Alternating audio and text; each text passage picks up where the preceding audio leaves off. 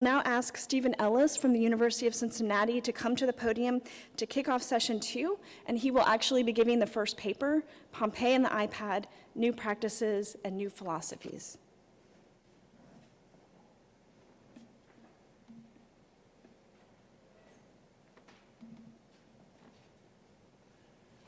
Thanks, Erin, and of course thanks to Jody, my good friend, and Derek also, and Michael for the invitation to be here for what is already promising to be a great workshop conference. I never know the difference between them.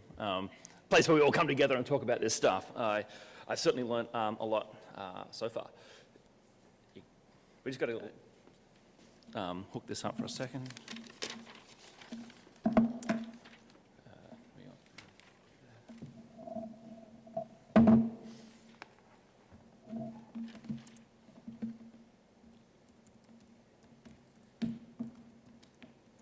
Just give us a couple minutes. We'll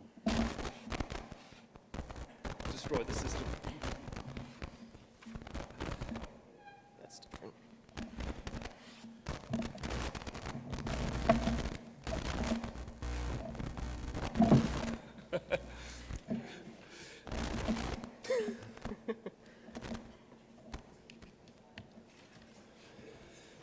There. Thanks, mate.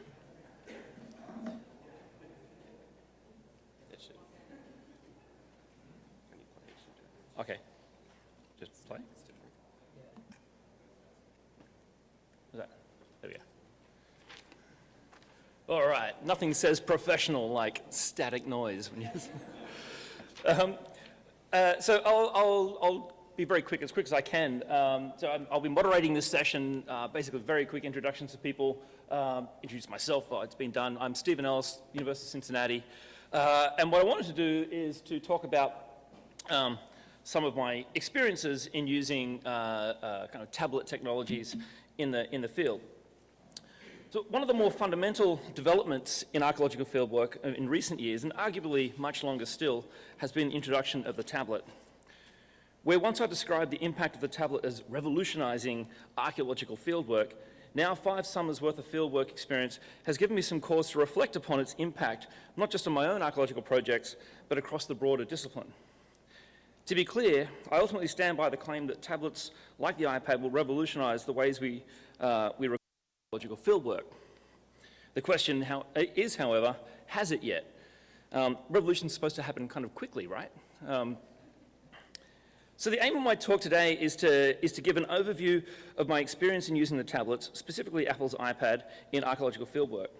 My current interests in this topic are not so much the pros and cons of tablets or in reviewing the many and various apps, etc., but rather in understanding the place of this form of technology in the broader archaeological discipline. That is, the overall tablets in fieldwork methodologies and why there should be, in my mind, such a philosophical and practical divide between those for and against the technology in the field. My experience over this kind of longue durée of using the iPad, it's fairly broad. It includes excavations, so at Pompeii, which I'll come back to in a moment, archaeological projects, which I'll say next to nothing on because this guy will say it all that much better. So a project that I work on with Eric at Quadriporticus, looking at architecture, archival and legacy data projects. So another project we have in Greece, dealing with, I guess, still with architecture, but also very much a legacy data project, and some kind of urban field surveys. This is sort of more of my own sort of stuff. Losing a bit of the text up there. Looking at retail landscapes of a bunch of Roman cities. I'm not sure if that's coming out in the picture or not.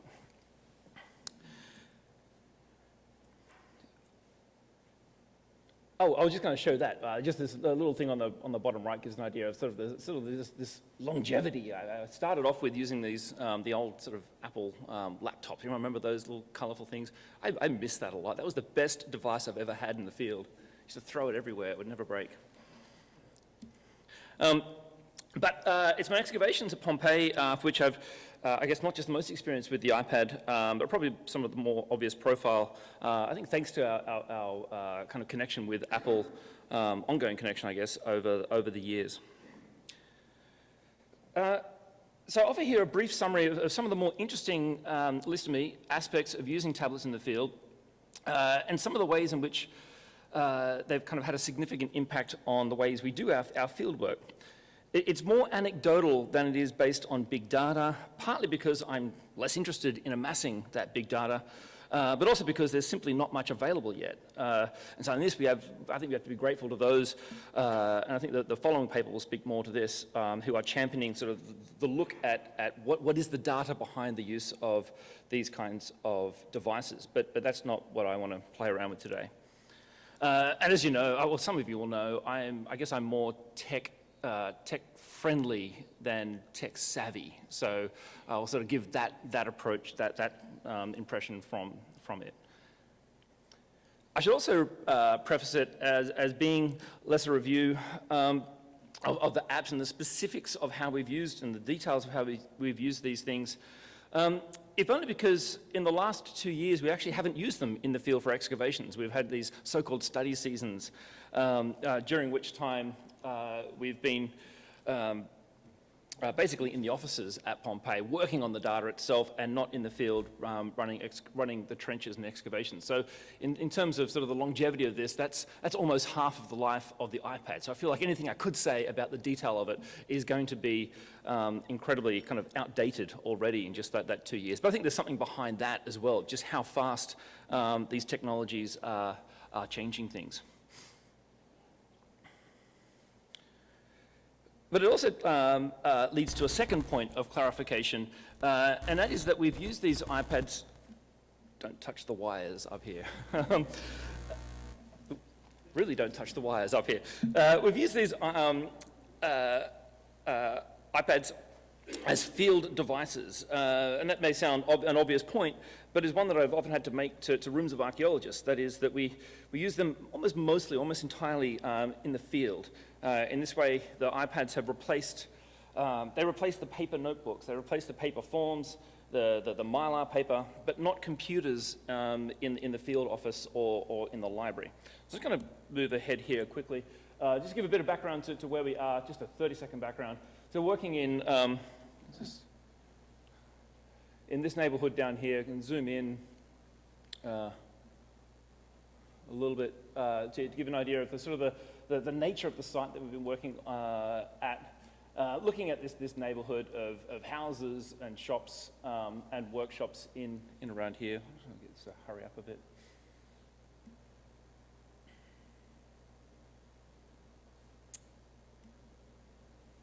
Supposed to zoom in faster, but you know, what has technology ever done for us? Here we go.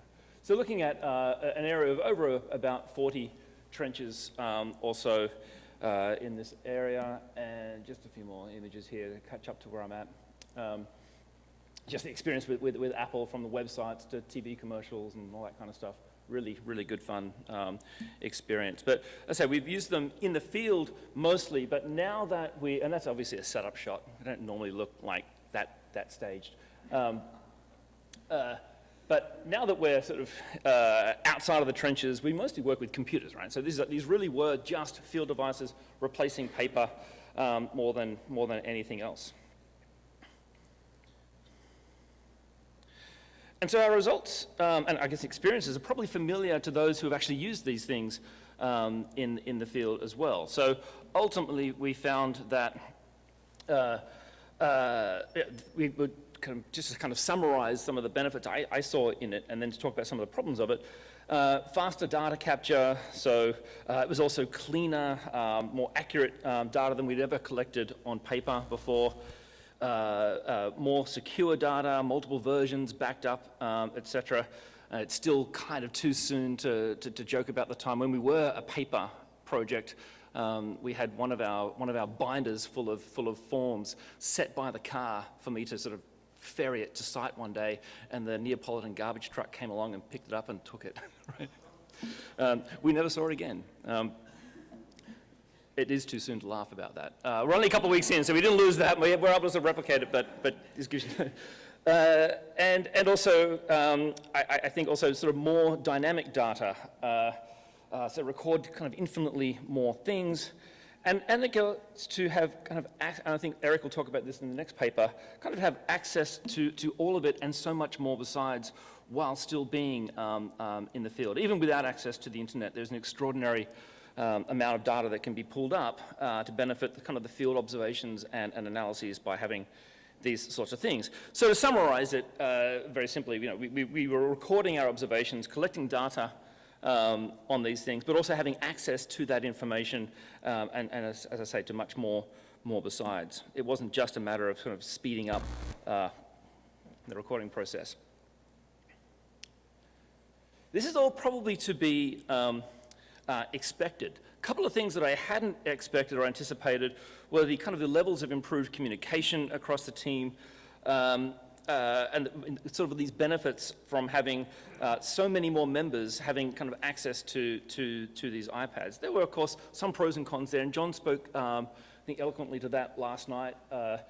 Of course, not everybody, it's one thing for a project to convert to becoming a paperless project. It's another thing for sort of every member on a large team to really sort of drink that Kool-Aid, as it were. So there are challenges on that front.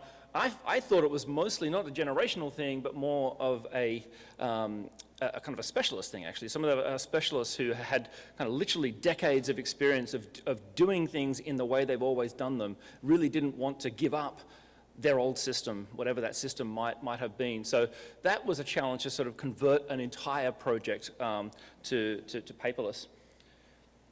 But also what this speaks to with all these sort of being in the hands of everyone, I guess something of the philosophy of the apps, and this is really the kind of the brainchild of John Walrott, who kind of worked tirelessly on putting all this stuff together in those early days of the iPad coming out.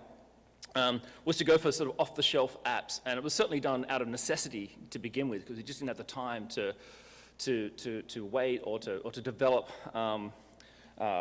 one's own sort of custom-built apps. But also the fact that a lot of the data that we do collect is inherently kind of simple stuff, right? So you're using Pages as a notebook, FileMaker, right? It's all kind of it's simple data. It's also familiar sorts of programs. Even the drawing programs are essentially kind of vector-based programs. A lot of people had experience with that kind of understanding of how it works. So we had neither sort of the need nor the sort of the urgency to build those things. But I'm certainly glad that other people are.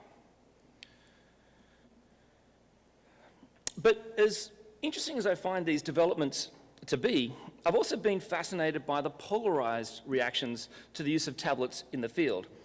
Well, initially I was kind of somewhat dumbfounded that there would be any kind of debate at all on the value of collecting data and information on a tablet computer than on a piece of paper. But I'm now more interested in its broader cultural, academic kind of implications. Again, I lean here on anecdotal experience, even if the lack of meaningful publications on tablets in field archaeology may itself speak volumes, just these even within just a handful of years. And just a kind of an aside on that, in those early days, I remember at the kind of the height of the interest in our use of iPads, John Walrott and I proposed giving a paper at the AIA to discuss some of our trials and tribulations of this new sort of experience. But with the rejection of our paper came a rather stiff message that they weren't wanting research that had this kind of commercial connection to it. At the time, I was surprised by this decision. It was, to be sure, we got over it. It was okay. The other things too, but it has since kind of turned to an interest in the broader reception and rejection of paperless archaeology. Observations of which can reveal, I think, much more about our discipline than simply whether we choose to use a paper notepad or a digital tablet. Perhaps the deeper issue is a disciplinary anxiety for change to traditional and time-held ways of collecting data.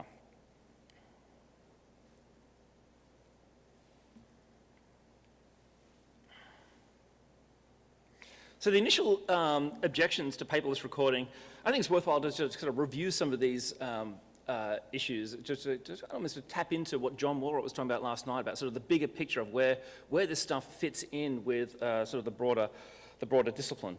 So the initial objections to paperless recording have ranged from kind of disbelief to outright rejection, and a good deal of which has been delivered with a kind of knowing contempt and even kind of genuine vitriol.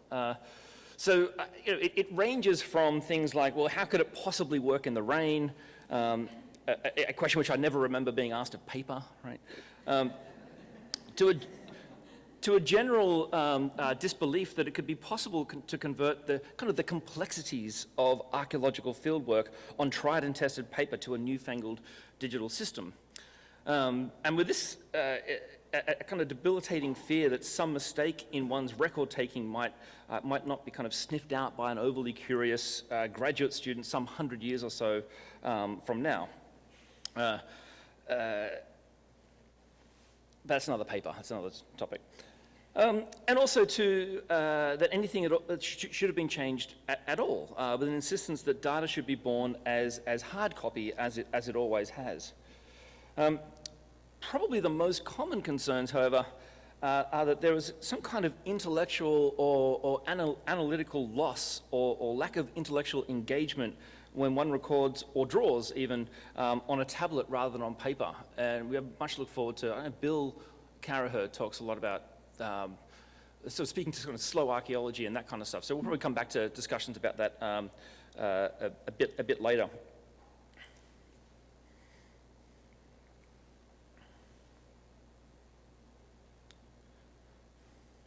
But for the moment, we mostly, I guess, kind of economized as best we could our record keeping, if anything. It freed us up to have precisely that kind of greater opportunity for a kind of engagement with the material while still in the field. So kind of the way we were seeing it was, a product of it was kind of extra time, extra data, extra connections and observations, and extra thinking as well. And kind of equally interesting as the sort of rejection of the concerns were that there will be an inevitable data loss, or that the risk of data loss is so much greater than that for paper. Now, several years into this kind of digital experiment, and regardless of so many teams having now used tablets in the field, and successfully so, the pseudo-academic distance between those for and against paperless archaeology has kind of arguably galvanized. So much so that the history of record taking itself seems to have undergone something of a kind of a reimagining. That is, the advent of the tablet has in some sizable circles coincided with what I call a kind of a golden age of paper-based recording systems. So opponents to the paperless methods now speak to this kind of infallibility of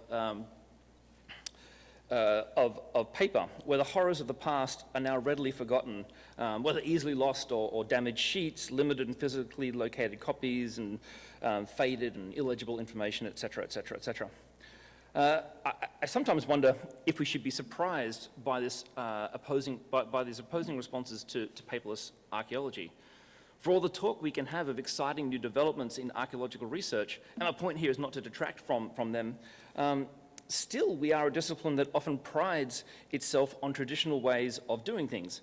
Long-held recording systems, for example, whose increasingly inveterate nature lends a kind of an earnest authority, kind of an archival quality to it.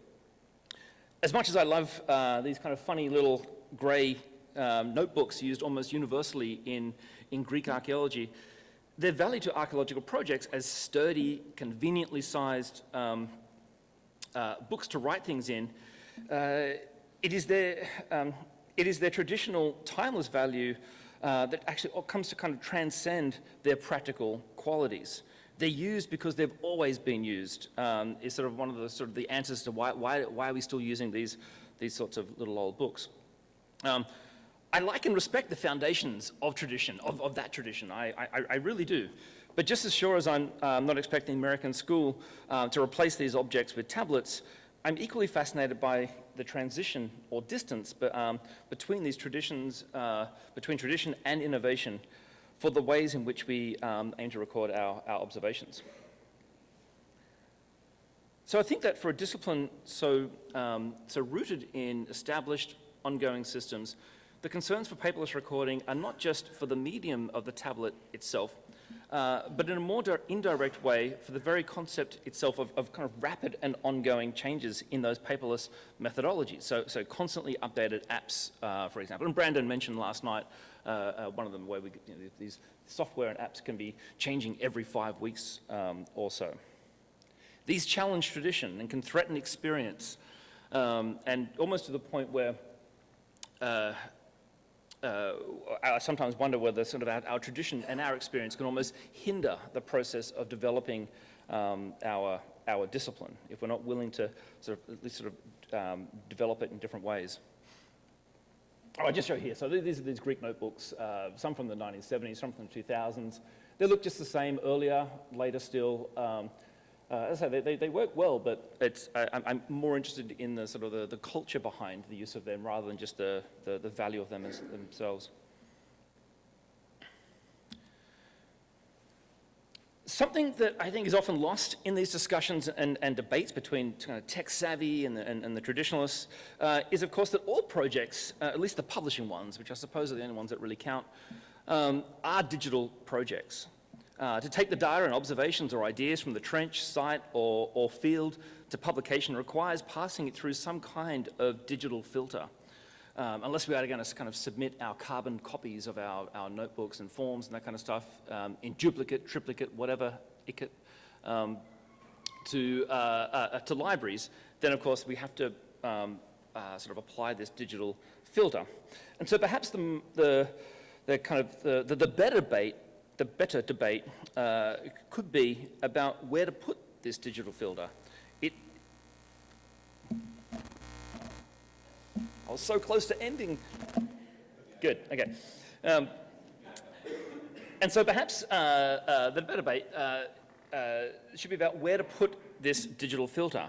It has to happen somewhere, right? We have to, and to my mind, or at least from my experiences, that digital filter works well when applied at the very site itself for all sorts of economical reasons and causes of engagement with the site as well. So as convinced as I am in the value of using 21st century technology in fieldwork, considering that we are, in the 21st century, and as troubled as I am by the kind of now willful rejection of information and data while in the field, at the same time, I hope not to be too kind of prescriptive about it, right? But I am interested in the way the way that we do things as a discipline. It has not lost on me, by the way, that this little prescription is written on paper, so I put in a digital one. There we go. But I am interested in the ways that we do things as a discipline rather than just as individual projects. And I do think some of these kind of socio-technical, I like that term that Sean Ross brought up last night, these kind of socio-technical issues are worth exploring. And could hardly imagine a better group to do it with than yourself. So thank you.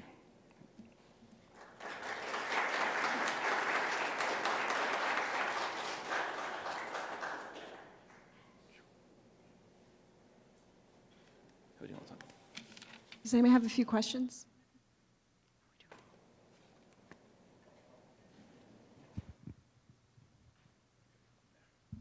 Hi, Stephen. Thanks you. John Muchigrosso. I'm not quite sure what I want to ask exactly, but I'll frame it this way. How much of people's negative reactions to this do you think in part is because it's a kind of, oh no, this is something else I need to learn that I had no one ever told me about this stuff, and I did a lot of work learning lots of things, and this wasn't one of them. And then further, as somebody who runs a very small, not even a medium-sized project like Aaron, but a small one where the budget is a huge issue, how much is that? You're investing a good amount in technology that doesn't last very long, and we all know what happens when the upgrade comes and suddenly we, can't read that document we had and so on. So not to dismiss the cultural things, which I think are huge, but how much is more of a practical? Yeah, I think if I understand it rightly, as again, I don't want to be prescriptive about it, and the last thing I want to do is to tell projects you've got to go buy iPads and you're doing it right. I really don't. I'm interested more in the value of it, and so I guess the reactions to it, there are those who are for it, and there were those who were sort of staunchly against it, and then there were plenty of people in the middle who were saying, hey, look, this looks great, but I don't have the money to do that kind of thing. And of course, I very much understand that. For us, we're fortunate with a good research budget, of course, to be able to buy them from the start, but also kind of an economic side, you have to have that startup cost for it, but I think of the countless hours sort of saved, which would cost me money for research assistants and all that kind of stuff. I say, as a product of having this data go through that digital filter sooner and sort of once rather than later and sort of multiple times. So there was that element to it. But again, I want to pull short of sort of saying everyone needs to go buy a tablet computer to do this kind of thing. The other part of the question was, what was the other part of the question? Remind me. Well, the other, I'm not trained to do this, and I never was. I can perfectly well run a dig with little, I can't yell at them or whatever. Hey, John, can I chime in on that same thing and say, with the just quick observation that a lot of times, I wonder how much of our rejection of this is a product of just being totally under-theorized, like under-thought about. I mean, we would never imagine approaching, the urban history of Pompeii with the same kind of absence of conceptual framework as archaeologists have sometimes barreled into adopting new technologies, which isn't to say that we can't just barrel recklessly. I mean, most of us have barreled recklessly into publishing Hellenistic fortifications or whatever. But still, this is really a kind of an alarming thing. Yeah. I think if someone was sitting here with a background in STS, for example, they would kind of be stunned that people could, with a straight face, have some of these conversations. Yeah. Not to say that I have that background. I find them quite useful, but in any event. Yeah. Yeah, it's a great point. Yeah, I think, it is under-theorized. So this is so new, it is so fresh. But I guess that's what, quite literally what today is about, and these kinds of conferences, now a handful of years in. So I guess initially I definitely had kind of drunk the Kool-Aid on this thing, thinking that this was going to be a major change. And then there's sort of the realization that, and I still believe in that, as I said earlier, but the realization that it's taking longer, I think is a kind of interesting one. It is under-theorized, but how long will we have to wait for that to happen? Do we have to sort of wait for other disciplines to go 10, 20 years of using these things before we do? Yeah. So I'd like to join in on the conversation about the use of technology being under-theorized. In part, my eyebrows went up a little bit when Bill said, nobody would go into a topic, the early history of Pompeii, without a theoretical approach, or however exactly you put it. I'm not sure that's quite true. I think many people have gone into many studies of areas of archaeology with absolutely no pre-thought about the theory of what they are doing, but they are going into the field to dig just to dig, or to survey just to survey. And I think it's also the case that looking back at the history of the adoption of technology, including paper, which is a technology, I imagine that was probably quite under-theorized as it was done, and that is how we got to points as, we are just publishing books, nobody thought about it, they just did it. And so it is not, I am not suggesting that any of those are good things, but I want to make sure that we are not raising the bar on the adoption of technology and requiring that it be theorized. I am very happy that we do theorize it, but we ought not to require it to be, because that is requiring a standard of forethought that we have not applied to other adoptions or other practices. So we ought to think about these things, but that is not that has not inherently been a problem. And so I don't mean that. I don't know that I have a question. I don't think that's a final point, but I want to make sure that in the back and forth, in the dialogue between theorization and untheorization, that we're not overly privileging any one of those things, and that we're allowing ourselves room to just experiment and see what happens, and to be constantly reflexive without necessarily worrying about where we are going. Drop the mic. All right.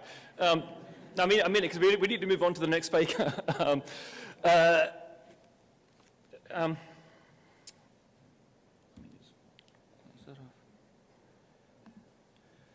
So in the interest of moving this along, of course, I hope I have more questions later. I obviously would love to hear more discussion about this.